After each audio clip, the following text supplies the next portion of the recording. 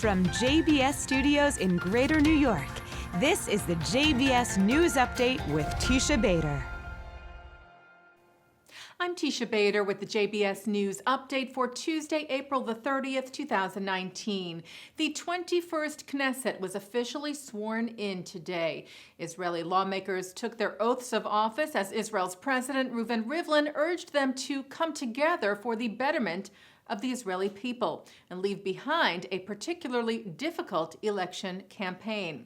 Rivlin told them, "We have disparaged and been disparaged. We have distorted. We have worked overtime in the service of delegitimization, hatred, and execration. Now," he said, "it's over. Enough." Rivlin said it was time to fight for the common home where all secular, religious, ultra-Orthodox Jews and Arabs, right and left, can find themselves equal. Speaker of the Knesset, Yuli Edelstein, was elected today to continue in the role for a third term. The woman murdered at a synagogue in Poway, California this past Shabbat was laid to rest yesterday. Some 700 people attended the funeral of 60-year-old Lori Gilbert Kay, remembering her as a hero, not only in death, as she leapt in front of the Chabad congregation's Rabbi Yisrael Goldstein to shield him from the shooter who attacked the synagogue Saturday morning, but also in life. Gilbert Kay's husband, Dr. Howard Kay, spoke at the memorial service led by Goldstein, telling of how his wife was a person who did so much good in her life. Her daughter Hannah shared that among other generous acts, her mother would bake challahs almost every Shabbat, delivering the bread to people's homes. She said of her mother that her light reached all crevices of our planet. A rocket was fired at Israel late last night from Gaza. It fell short, however, landing in the Mediterranean Sea.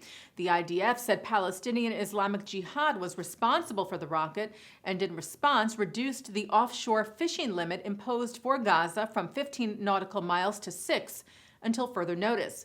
The terror group denied firing the rocket. Meanwhile, a number of incendiary balloons were launched from Gaza into southern Israel today. One sparked a fire outside of kibbutz Nachal Oz, which was extinguished. Hasidic leader Rabbi Menachem Mendel Taub, also known as the Admor of Kaliv, has died. The Rebbe was a survivor of a number of Nazi concentration camps, including Auschwitz. He devoted his life to preserving the memory of the Holocaust and to rebuilding Jewish life. Taub passed away Sunday at the age of 96 at his home in Jerusalem. Well, for the first time ever, a get refuser, a man who refuses to give his wife a Jewish writ of divorce, is being sent to jail in Israel on criminal charges. The Jerusalem Magistrates Court, at the urging of Israel's Rabbinical Court, ruled today that Mayor Gorodetsky will be in jail for 15 months on charges of violating a court order over his refusal for the last 23 years to grant his wife Tzvia a get, leaving her an agunah, Hebrew for a chained woman unable to marry. Up until now, Gorodetsky has been in jail under rabbinical court sanction, but now he will serve time under criminal charges. His former wife did receive a rare private religious annulment last year. Well, just days after the New York Times published and then apologized for a shockingly anti-Semitic cartoon, which appeared in their international print edition on Thursday, featuring Israeli Prime Minister Benjamin Netanyahu depicted as a dog leading a kippah-wearing blind President Trump, the paper published another cartoon of Netanyahu in its international edition on Saturday. This time, the Prime Minister appears with darkened eyes, dressed as Moses, holding a stone tablet, taking a selfie. Startup Nation author Dan Sanor shared the cartoon on Twitter yesterday, asking whether the paper was possibly obsessed with the Israeli leader. The IDF last week took part in a joint military exercise in Germany with the German army, as well as the U.S. and British military forces. The IDF shared photos and video from a successful Allied Spirit X, as well as a video of Israeli paratroopers singing Israel's national anthem, Hatikva, at the conclusion of the drill.